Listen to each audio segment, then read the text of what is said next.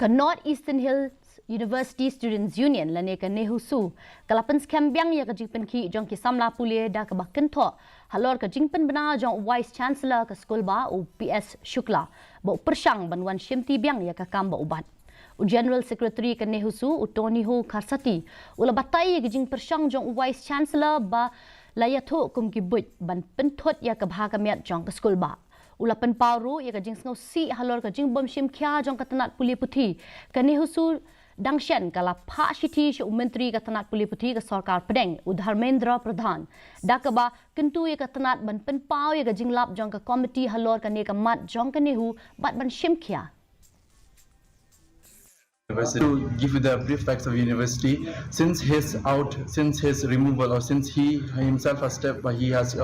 gone for this leave, our whole university was in a very peaceful state of mind. Even now also, our university is functioning normally. The exams are going on. However, with this kind of tactics, cheap tactics, so to say, if I may be precise, that Professor PS Shukla is using, it's not only hampering the students, it is also hampering the overall administration of our university. We have been requesting every now and then, with a very humble request to the state government as well as to the ministry to take some proactive steps.